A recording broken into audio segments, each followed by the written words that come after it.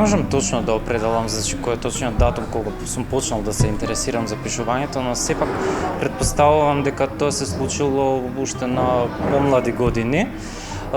Помнам дека од секогаш ми беше поедноставно да се изразам себе си преку уметност. Само што порано многу почесто сликав, се бавев со цртање, но исто така и пишував. Имам и фотографирано, но сепак мислам дека од млади години, да. Може да кажеш дека е некаде во основно? Да, претпоставувам дека некаде, да, баш во основно дека има почнато. Помнам дека секогаш се радував кога имавме писмена работа и многу ми беше битно да добиам висока оценка на писмената. Не ми беше битно дали математика имам двојка, но ми сметаше ако на писмена добиам четворка, на пример. Кој беше твоето прво дело, така текст или расказ или што и да е некоја песничка која што те мотивирала да продолжиш? Да, исто уште од училишните денови, значи од основно се случи баш еден таков настан.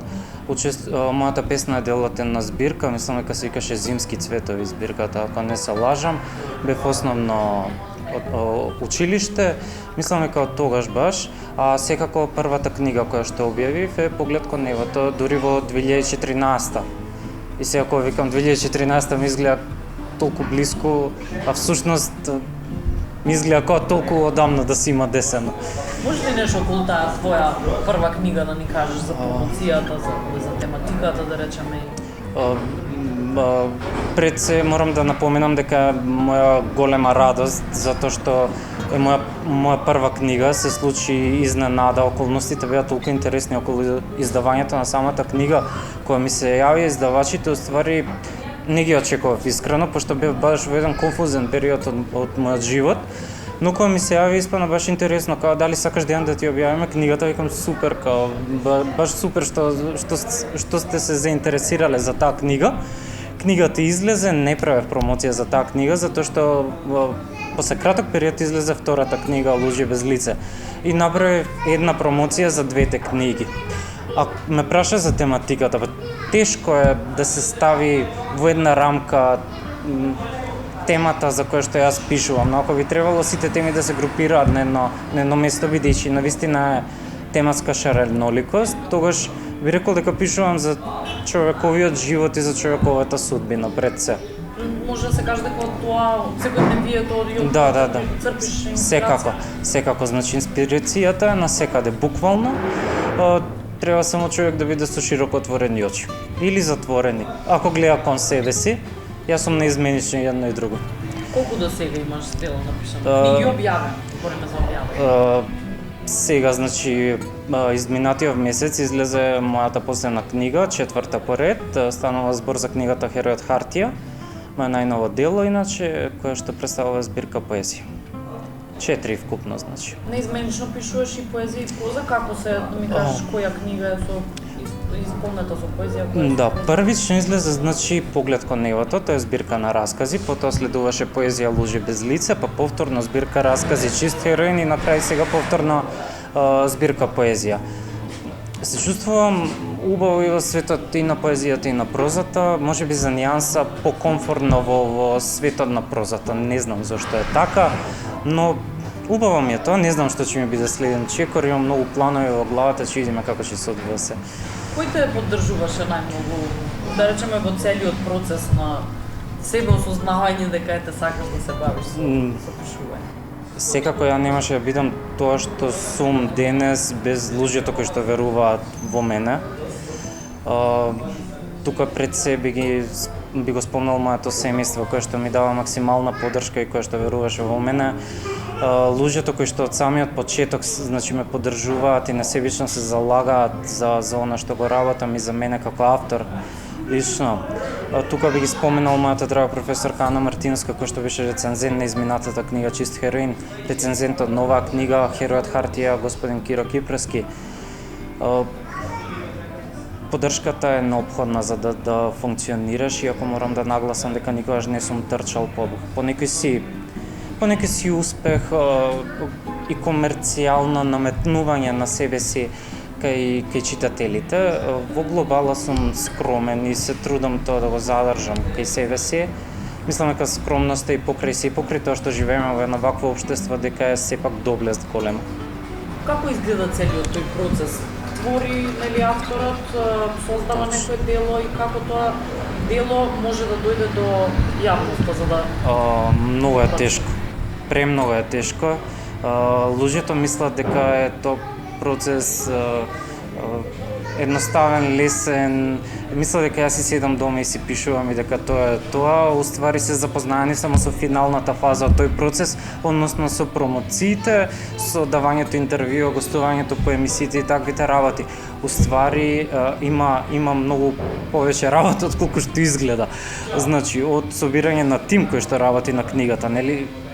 Неопходно е да имаш свој тим од лектор, уредник и такви работи, издавачка куќа или печатница, нормална, но исто така и самиот процес на творештво. Значи, не сум автор кој што твори постојано, кој што цело време пишува и многу често, значи, ми се случува работите кои што ќе ги напишам, например, навечер, следниот ден, утрото да не преживеат, веќе да не ми се допаѓа, така што е навистина долг процес на создавање, наставно.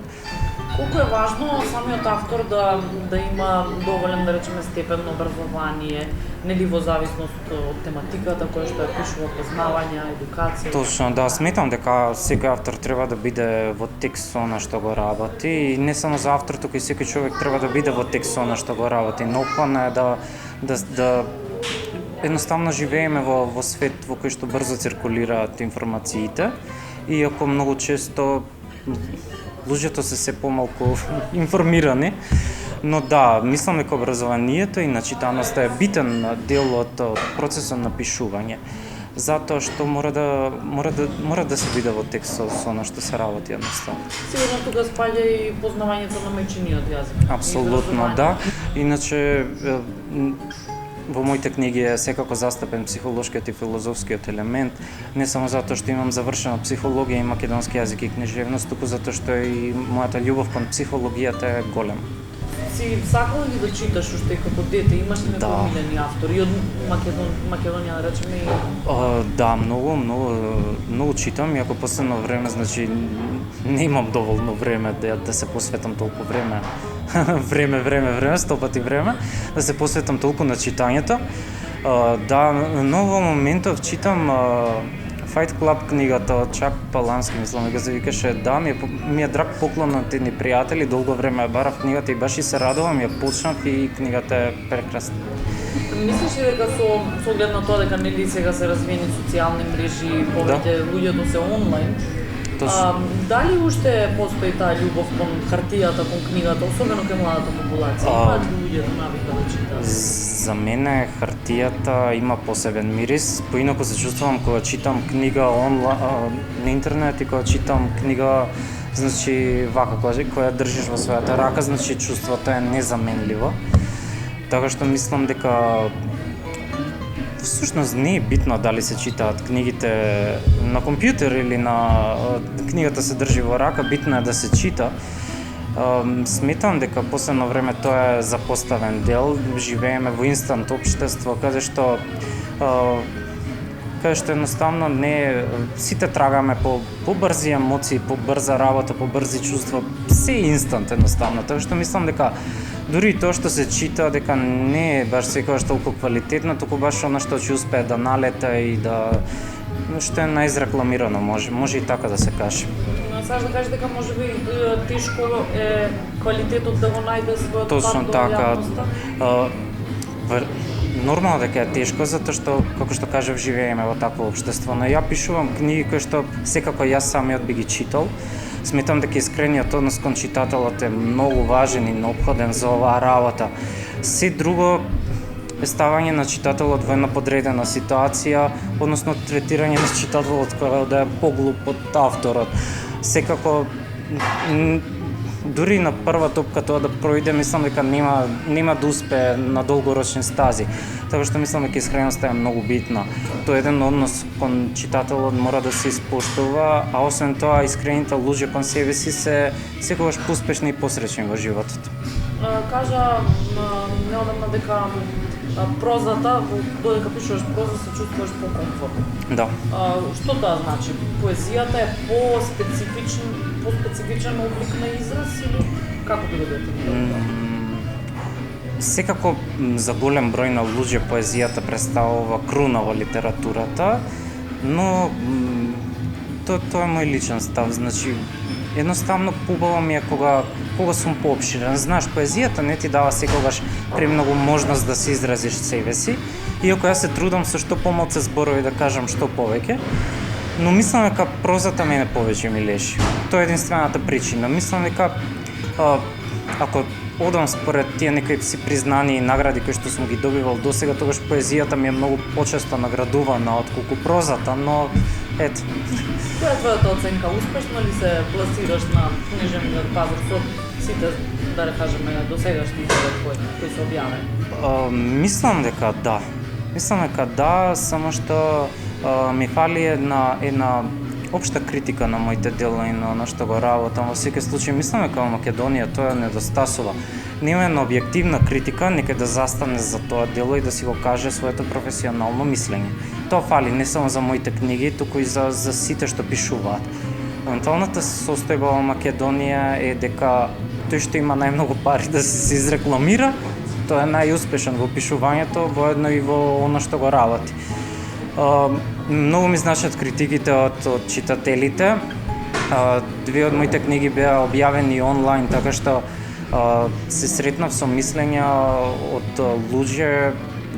Таму кај што беа објавени можеа луѓето да се коментираат, се сретнав со интересни критики, значи, кои што премногу ме исполнија, ме насочија на одреден начин. Интересно е во секој случај. Што значи, што представува за тебе пишувањето, творењето? Можеш ли да кажеш дека е дел од тебе или сакаш да се бавиш и со нешто друго во животот? За каде се гледаш, да речеме, за 10 години? Навистина е комплициран процес. Пишувањето ти е како навлагање во лавиринт.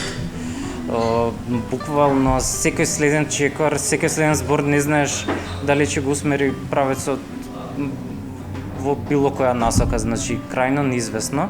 Авторот презема огромен ризик со пишувањето, несомнено, исто и како читателот. Интересно е дека секој автор носи голема одговорност со тоа што го презентира пред читателот, затоа што сите сме различни, нашата перцепција е различна, определена нашите минати искуства, нашите планови, нашите од нашите замисли и нашите цели буквално, така што секој на различен начин го доживува напишаното. Затоа велам дека е огромен ризик и дека е огромна одговорност и затоа нагласувам дека е лавирин не само за писателот, туку и за читателот исто така. Интересен процес, огромна поврзаност психолошка помеѓу пишувањето, самиот процес на пишување и самиот процес на читање на тоа што е напишано. Добиваш ли реакции од луѓето што се околу тебе? Кои се нивните мислења, ставови? Критиките се многу интересни, во глобала се сите позитивни и негативни. Можам да напоменам дека ако воопшто може да се каже дека е тоа некоја си негативна критика, дека сум мрачен. дека пишувам за темни работи, за темната страна на човекот. Но и јас сум таков. Нарочито со последната книга Херојот хартија, за која што имав сега промоција на 3 октомври во Скопје, се обидов да пишувам за кршливоста на човекот, за она алергија душевна која што не е видлива со голо око, на секако нејзините симптоми се видливи надворешно. Значи станува збор за симптоми кои што се незадоволство, еден општ бунт кон она што ни се случува и она што не ни се допаѓа во општество, токму тој бунт и тоа незадоволство се обидов да го изедначам со херојството. Односно сметам дека е најголемо херојство денес да се покаже дека нешто се уште не боли, дека се уште чувствувам. Задоволен ли си од последната промоција? Да, беше исклучително искуството, значи имаше голем број на гости, предизвика огромна заинтересираност книгата, помина во одлична атмосфера, се надевам дека и присутните се чувствува исто како и јас. Се потпишаа многу книги, рецензентот се изнесе со одлична оценка за книгата, каже прекрасни зборови. Гостите исто така. со еден збор можам да ја оценам како одлична. Претпоставам дека тоа ти е мотивација да Да, секако дека е мотивација, освен тоа и еден начин да стапиш во контакт со читателот, затоа што живеам во Гостивар, во град кој што реално нема некој си посебен специјален начин како јас да ги понудам моите книги. Секако промоцијата е еден од посоодветните начини читателот да дојде до она што го сака. Работиш ли сега на него? Кажеш дека имаш многу идеи, Да. но дали во моментов работиш? Па, во моментов не баш, затоа што немам време, буквално сега излезе новата книга, значи цело време сум преокупиран со промоции, со интервјуи и такви работи, но романот е веќе спремен неколку години, твоите колешки со кои што разговарав претходно веќе им го имам најавено, но се уште чека да си го види својот ден. И секако во главата имам уште многу замисли за многу романи, многу приказни, многу песни. Ми недостасува само време, кога ќе најдам и кога ќе се ослободам, секако продолжувам со работа. Чувствуваш ли дека растеш, се развиваш и учиш нешто плюс во секоја нова книга, секој ново дело кој што ќе го напишеш?